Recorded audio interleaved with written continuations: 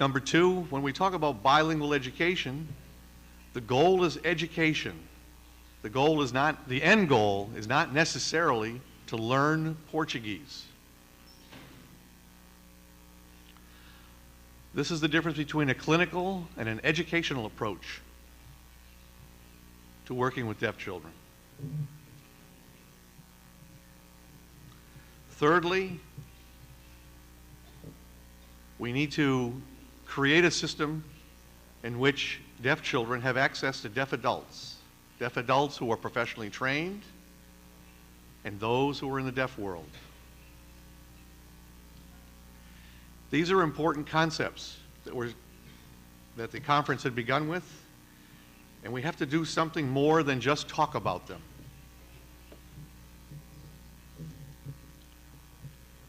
I'd like you to imagine with me the following scenario.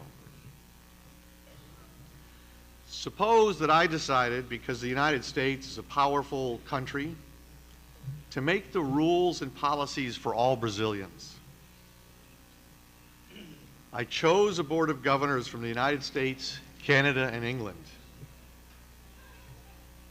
Maybe Scotland.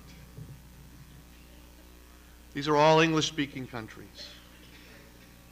This board of governors now will make policy in law, medicine, social, and educational aspects of Brazil. To satisfy the Brazilian people, we'll have a subcommittee of 20 people. One person will be a U.S. citizen who has Brazilian heritage. That person will be the one to represent the interests of all the Brazilian people.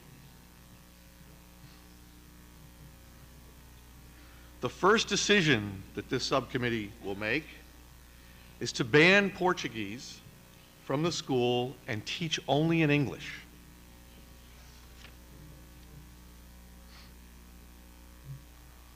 What does this model say about the people of Brazil? It suggests that the people of Brazil are not capable of taking care of themselves. It's an easy model for me and the decision makers, because all of the policy makers speak English, and we don't have to worry about how the policy will affect me. The language policy is going to be easy for the Board of Governors to accept because it's their language.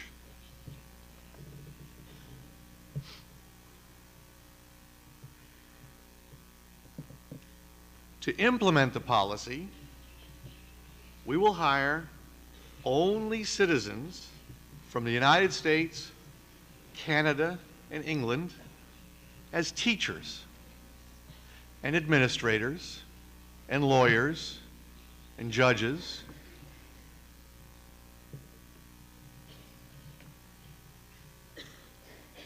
In the schools, Brazilians will only be allowed to function as aides. They will be paid half of what we pay the teachers, the English-speaking teachers.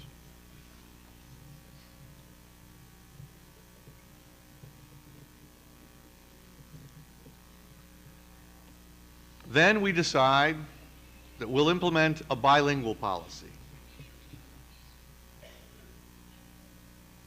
English will still be the first language, but Portuguese will be the second language. The English teachers will have 1 year to learn Portuguese.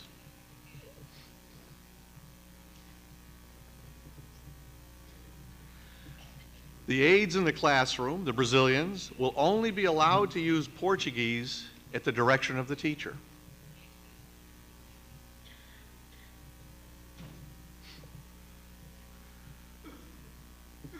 We will invite 1 or 2 Brazilians from the community to visit the school on a volunteer basis.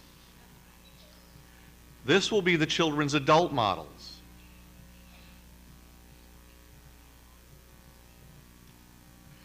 I could go on and on in this scenario, but I'll stop there. The key to educational policy related to deaf children is to require and create systems in which deaf people are trained, hired, paid the same wages, given the same positions, appointed to the Board of Governors, and participate in the decision-making process. They must be trained as university teachers so that they can train other teachers. They must be in the majority when we talk about policy making. They must become the teachers, the principals, the leaders. They must be allowed to work side by side with the hearing teachers, but they must be in the majority. It is only then that we can have achieved true respect for deaf people, true respect for the language, and true implementation of bilingual education for deaf children. Thank you.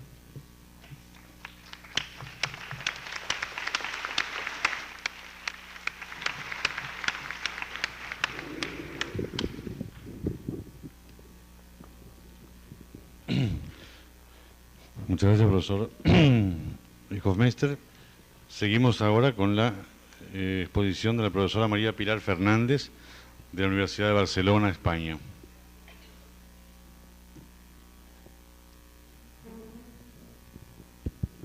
Muchas gracias.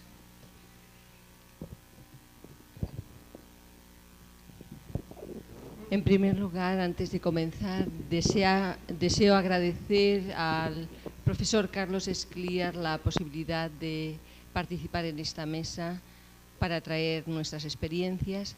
También deseo agradecer a la FENEIS el que esté aquí yo en este momento, y quisiera explicitar mi satisfacción por encontrarme con los colegas con los que comparto la mesa, así como con colegas en los que habitualmente nos vemos en estos eventos, en estos congresos, y que poco a poco se ha establecido entre nosotros un vínculo afectivo y yo diría que de comprensión, el camino en el cual estamos avanzando todos juntos.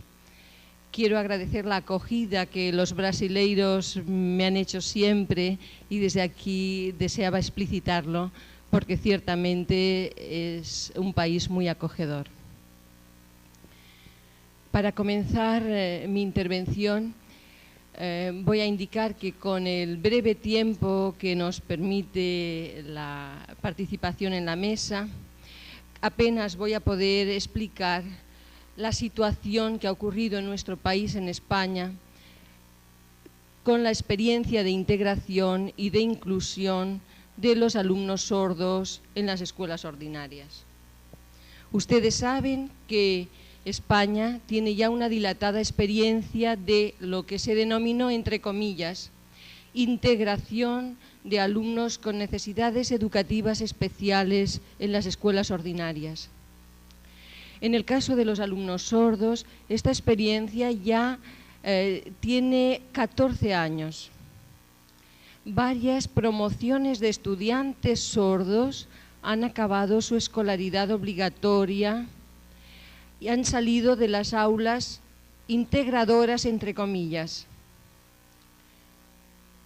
Esto nos permite disponer de algunos resultados para futuros planteamientos sobre el tema.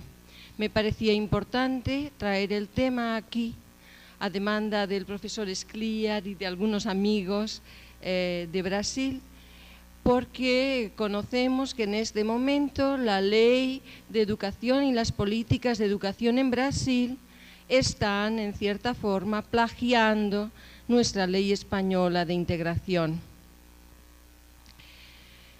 He de decir que en muchas ocasiones en España se ha confundido el término inclusión, que se ha puesto de moda últimamente, con una ubicación física, una colocación física de los alumnos sordos en las aulas ordinarias. Esta confusión en el término, esa interpretación de inclusión por colocación del niño en un espacio físico del aula de los niños oyentes, ha tenido unas repercusiones muy negativas para un alto porcentaje de nuestros jóvenes sordos. Los antecedentes de nuestra ley de integración datan del año 1970 en España. Posteriormente, en el año 1982, se promulgó una ley todavía más integradora, entre comillas, que declaraba que todo niño, y el término del adjetivo era discapacitado, todo niño discapacitado era la palabra, podía asistir a la escuela ordinaria. Decía que esta asistencia a la escuela ordinaria, la ley decía que era con el objetivo de garantizar al niño una completa igualdad e integración futura en la sociedad. Más tarde, en el año 1985, esta ley se desarrolló mucho más, de manera que se comprometió a integrar entre comillas, a todos los niños sordos en las aulas ordinarias en el transcurso de 8 años sucesivos. La escolaridad obligatoria, primaria obligatoria, en ese año 1985, en mi país, era de 8 cursos académicos. Entonces la ley se propuso que en los 8 años siguientes, cada año, los niños avanzaran desde el preescolar, cada año un año más, en el programa integrador hasta finalizar los 8 años de escolaridad obligatoria. Como consecuencia de ello, como ven en la primera transparencia, nosotros ahora en nuestro país tenemos una respuesta organizadora para los alumnos sordos muy diversificada, puesto que nuestro país, además, es un país con comunidades autónomas similares a los estados que hay en Brasil. Tenemos unas leyes que dicta el gobierno central y a partir de esas leyes cada comunidad autonómica puede promulgar disposiciones que interpreten la ley. En nuestro país tenemos, afortunadamente, en algunas comarcas y regiones, tenemos escuelas específicas para sordos. En otros lugares del país, después de la ley, las escuelas de sordos fueron todas cerradas. Tenemos también algunas escuelas con aulas especiales donde los alumnos sordos están agrupados en escuelas de oyentes, pero los alumnos sordos en salas para sordos. Tenemos escuelas ordinarias que se llaman de integración, en las cuales el alumno sordo está en la sala de alumnos oyentes y puede incluso haber solo un sordo en la escuela, sin conocer a ningún otro sordo ni tener contacto con adultos sordos. Y entre una y otra opción, en mi país en este momento hay todo un abanico de modalidades de escolarización de nuestros jóvenes sordos. Tras estos años de experiencia integradora, quisiera aportar aquí algunas conclusiones.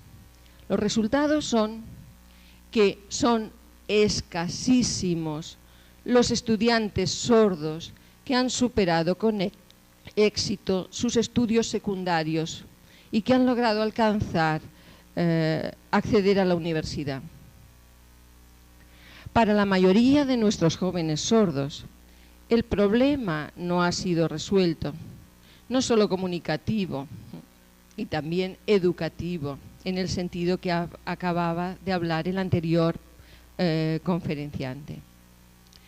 En nuestro país siguen existiendo grandes dificultades para una mayoría de sordos, y más para aquellos sordos, en el sentido que hablaba la profesora Bárbara Gerner, para aquellos sordos cuyas familias poseen escasos ingresos, bajo nivel cultural o viven alejados de las grandes poblaciones. Y todos nosotros que somos educadores sabemos que el acierto de un modelo educativo, de una respuesta educativa, se produce cuando demostramos que se está ofreciendo una respuesta válida para la mayoría de los alumnos. Y este no ha sido nuestro caso. Yo a continuación quisiera mostrarles algunos resultados de estudios de opinión en mi país sobre la educación de los sordos. Quisiera, en primer lugar, ofrecer algunos resultados de la opinión de los maestros de sordos. ¿Qué opinan nuestros maestros de sordos? Algunos con experiencia educativa de más de 40 años, otros de 1 a 5 años de experiencia, sobre la educación de los sordos, sobre su tradición educativa. En la tabla vemos que, en general, se les pregunta qué opinan sobre el sistema de comunicación con los niños en la escuela, en la familia, sobre qué competencia lingüística han de tener los maestros. Podemos resumir el contenido de la tabla diciendo que, pese a que todos los maestros encuestados estaban usando una metodología oralista para sus enseñanzas, un porcentaje muy elevado no creen que esta sea la metodología más adecuada para sus alumnos. Es decir, no creen en lo que están haciendo. En segundo lugar, nuestros maestros de sordos están convencidos de que el niño sordo debe conocer la lengua de signos lo antes posible. En tercer lugar, nuestros maestros de sordos creen que ellos también deben aprender y conocer la lengua de signos, aunque muchos de ellos no la conocen en absoluto ni la manejan. Y por último, los maestros también piensan que los padres deben aprender la lengua de signos cuando conocen que su hijo es sordo, cuando tienen la información. Quisiera decir que estos datos que se han obtenido en un estudio sobre 130 maestros de sordos concuerdan con los que ya obtuvo Stewart en Estados Unidos en el año 1983 sobre esta opinión de los maestros de sordos. ¿Y los padres? ¿Qué opinan los padres de los niños sordos de España? Como pasa con los profesionales de la educación, la opinión de los padres tampoco es unánime. Tienen opciones y opiniones diferentes, muchas veces consecuencia del asesoramiento que han recibido por parte de médicos o técnicos. Una madre escribe en una revista lo siguiente. Dice, así como en algunas familias persisten las reticencias contra la lengua de signos. En cambio, los padres ven muy bien todo lo que parezca integración, funcione bien o mal. Los padres piensan que si el niño va a un colegio de oyentes, el problema no es tan grave. Es decir, el niño es menos sordo. Hace falta mucho tiempo para ir cambiando esas ideas. Hace falta que se vayan acumulando experiencias positivas. Pero considero necesario destacar que en los últimos años están surgiendo en España asociaciones de padres jóvenes que reclaman una educación bilingüe para sus hijos sordos y están defendiendo la comunicación y la instrucción bilingüe para sus hijos. Si vemos la siguiente transparencia, es el editorial de una revista de padres de niños sordos en el que la responsable de esta asociación de padres escribe: a veces hay que recordar cosas tan elementales como que un niño que es sordo lo es precisamente porque no oye, o como mínimo porque no oye lo suficiente para entender el mensaje sin mirar a sus interlocutores. Las manos entonces pueden componer más matices que unos labios sin sonido para estructurar un idioma visual. Este idioma, escribe esta madre, se llama lengua de signos y casi todos los sordos a lo largo de su vida lo acaban buscando y aprendiendo. Desde ese punto de vista es el que debemos replantearnos la comunicación y debemos hacerlo además desde el principio. Escribe esta madre, representante de una asociación de padres de niños sordos que está avanzando en la defensa de los proyectos bilingües. Vemos la siguiente transparencia en la que es otra portada de la revista de la Asociación de estos padres, se ven unas manos que se mueven en el aire y escribe, hay un texto superior muy pequeño que dice: nuestra lengua es como un nudo que se hace y se deshace, nos une y nos hace libres, es el fundamento de nuestra identidad, es garantía de nuestra libertad. Y estos son revistas de padres de niños sordos que han comprendido el mensaje. Una tercera portada, si vemos la siguiente transparencia, en Cataluña ustedes saben que este año pasado tuvimos una boda real, una princesa real, la princesa Cristina, se casó con un famoso jugador de básquet, Urdangarín. Y con ese motivo estos padres de niños sordos hicieron una portada en su revista con una pancarta que representa la boda principesca y con una pancarta que dice: queremos una boda con subtítulos, porque todas las niñas han querido ser princesas alguna vez, porque todos los niños en Cataluña son del Barça, del equipo de fútbol Barça, porque el tío de la princesa era sordo, porque los sordos, mayores y pequeños, no se quieren perder el acontecimiento, y porque una petición suya de los príncipes nos ayudará a que las televisiones de una vez por todas sean subtituladas. Es decir, que estos padres